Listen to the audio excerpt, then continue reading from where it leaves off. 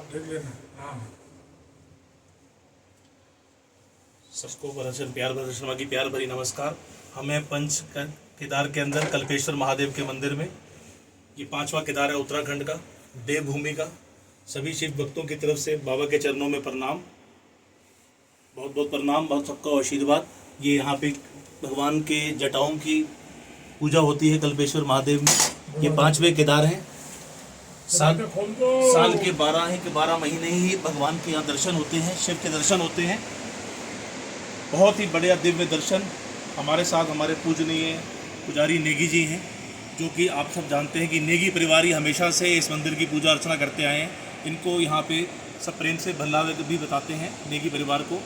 ये इस परिवार की सेवा का प्रताप है और इस तरह का है। जब भी कोई भक्तजन आया है, मुझे भोले शंकर की आशीर्वाद से पहले भी आने का मौका मिला, और नेगी जी जिस तरह से हमेशा हर एक श्रद्धालु को जिस तरह पूजा अर्चना करवाते हैं और जिस तरह से पूरा यहाँ का महत्व बताया जाता है कि 5वें केदार में उर्गम वैली में जो है कि किस तरह के अंदर जंगलों पहाड़ों के बीच में भगवान स्वयं स्थित हैं, और नीचे कल्पेश्वर अपना नदी जो नीचे बह रही है यहाँ से। और यहाँ पुराने कथाओं में जैसे हम जानते हैं कि शिव जी ने खुद यहीं से जल निकाल के, कुंड से जल निकाल कर समुद्र मंथन के समय पात्र में डाला था। तभी से इस जगह का विशेष महत्व है। अब मैं पुजारी जी से प्रार्थना करूँगा कि वो इस जगह के बारे में थोड़ा सा हम सबको बताएं, ताकि सभी श्रद्धालु जान सकें। धन्यवाद। मैं कल्पनाथ पुजारी भगवान सिंह नेगी, बोले कल्पेश्वर महादेव की जय। यहाँ पर जो है भगवान पंचम केदार भगवान कल्पनाथ जी यहाँ पर जटा के रूप में विराजमान हैं।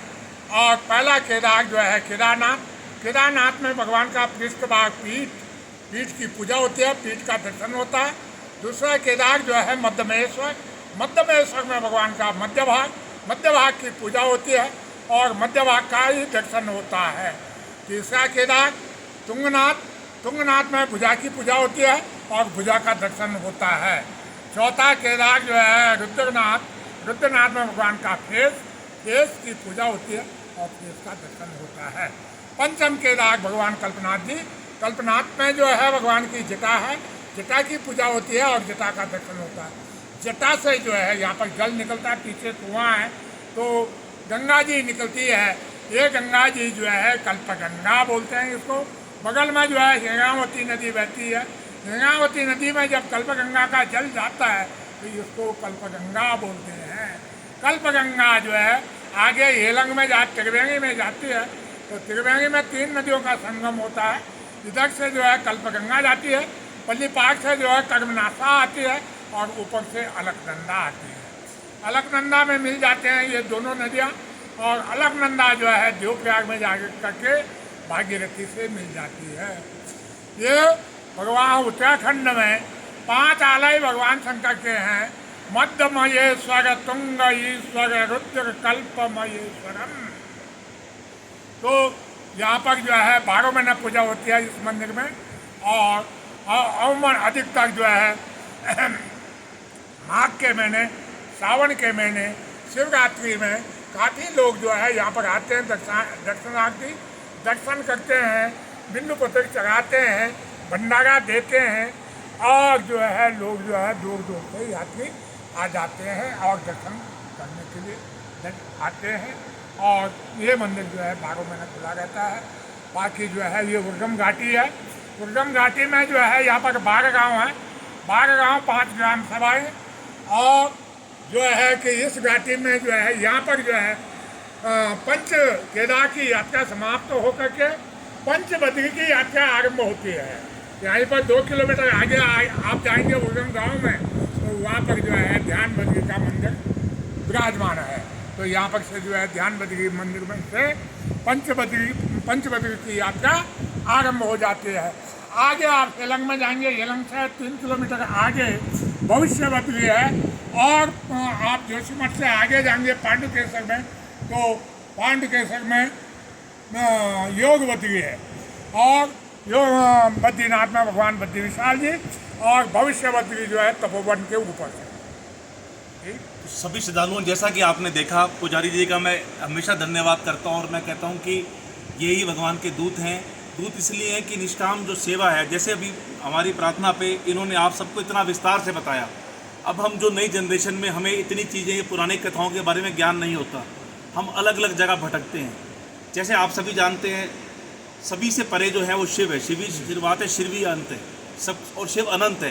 तू है सप्त रंगों से परे, तू है सतरंगा, कण कण में भोले बसते हैं। और ये आप जो देख रहे हैं 5वें केदार के आप साक्षात दर्शन कर रहे हैं। जैसा कि आप जानते हैं कि अंदर हम नहीं ज़्यादा ले सकते और हम पूरा सम्मान करते हैं जो भी समिति के नियम होते हैं, लेकिन पुजारी जी भी हमारी विशेष प्रार्थना पे सिर्फ आप भक्तों को बताने के लिए, ताकि ज़्यादा से ज़्यादा आप अपने परिवार वालों के साथ, अपने प्रियजनों के साथ आके इस दिव्य स्थल के दर्शन करें। ये जो उर्गम घाटी है, कल्पेश्वर घाटी से बोलते हैं, ये एक दिव्य स्थान है। जैसे ही आपकी गाड़ी हिलांग से इंद्र पैलेस से आप टर्न लेंगे, आप आगे की तरफ बढ़ेंगे, रास्ता कठिन आएगा। एक बार के लिए आपके मन में आ जाएगा कि भैया भगवान भोले हमारी परीक्षा ले रहे हैं, हम कैसे पहुँचेंगे। लेकिन उस भोले शंकर का ऐसा आशीर्वाद है, वो कहते हैं ना, भोले आपको आपका भोलापन चाहिए। और जैसा कि पुजारी जी भी बताते हैं कि जिसके मन में विश्वास है, चाहे वो बच्चा हो, छोटा हो, 100 साल का बुजुर्ग हो, किसी तरह की उसको कोई प्रॉब्लम, फिजिकल प्रॉब्लम भी हो, भोले का ऐसा आशीर्वाद है। महात्मा जी हैं, महात्मा जी के भी चरण स्पर्श करते हैं, आशीर्वाद लेते हैं। उनकी कृपा, हमारे जो संत, हमारी जो पद्धति है, जो 5000 से हमारा सनातन धर्म का ये है। मैं सभी से अपने हर वीडियोज़ में देश विदेश में बोलता हूँ कि हम बड़े भाग्यशाली हैं कि हमारा जन्म भारत देश में हुआ और हम इस सनातन परंपरा का एक हिस्सा हैं। जैसा कि आप मेरा नाम जानते हैं, भरत शर्मा, मैं पंडित हूँ, वशिष्ठ गोत्र हूँ। पुजारी जी का भी मैं नमन करता हूँ, उनका आशीर्वाद लेते हैं। इसी तरह हमारी जो ये परंपरा है कि संतों की हम सम्मान करते रहें और उनके बताए रास्ते पर चलें और हर चीज़ को विधिवत करें और निष्काम भाव से सेवा हो। जैसा कि मैंने आपको पिछली बार भी बताया था, इस मंदिर में कभी कोई आपसे ये नहीं कहता कि आप ये चढ़ाएं, कोई किसी तरह का वो नहीं है, सब प्रभु कृपा से होता है। कोई इंसान इतना बड़ा नहीं होता, चाहे उसको कितना कारोबार हो, कैसा भी नौकरी हो, किसी भी बड़े से बड़े पद पर हो। आप प्रभु के दर्शन तब कर पाएंगे जब आपके मन में वो इच्छा होगी, वो प्यास होगी प्रभु मिलन की। तो इसी तरह ये 5 केदार, जैसे कि मैं बताता हूँ, सबको केदारनाथ के बारे में पता होता है, पुजारी जी ने इतना विस्तार में बताया तो मैं ज़्यादा नहीं बोलूँगा। 5 केदार हैं। और सबसे विशेष बात इस मंदिर की कि भगवान की कृपा से आप 12 के 12 महीने आप इस दिव्य मंदिर की, कल्पेश्वर महादेव मंदिर के दर्शन कर सकते हैं उर्गम घाटी में। बाकी चारों केदार शीतकालीन में नीचे पूजा होती है, फिर एक समय आता है भी जैसे द्वार खोलते हैं आप जाते हैं। तो भगवान के दर्शनों के लिए ज़रूर आएँ, परिवार के साथ आएँ। और जैसा कि मैंने बताया, नेगी परिवार इतने शुरू से परंपरा चली आ रही है और मुझे बड़ा गर्व और खुशी है। मैं ऐसा तो नहीं बोलूँगा, मैं कितने मंदिरों में जाता हूँ, हर अच्छा होता है, लेकिन इतना प्रेम, इतनी विनम्रता, सबके साथ समभाव, ये एक बहुत बड़ी दिव्य गुण होते हैं। बाकी और संतों के बारे में बोलना तो सूरज को रोशनी दिखाना, ना तो मैं इतना बड़ा हूँ, ना मुझे इतना मुझ में ज्ञान है, लेकिन एक कुछ मेरे से बोलने में, बताने में त्रुटि हो गई तो मैं हाथ जोड़कर क्षमा मांगता हूँ। मेरा मकसद सिर्फ ये होता है कि देश विदेश में सबको हमारे इन दिव्य स्थलों के बारे में पता लगे, हमारी भारतीय संस्कृति के बारे में पता लगे और ज़्यादा से ज़्यादा लोग आएँ, जुड़ें।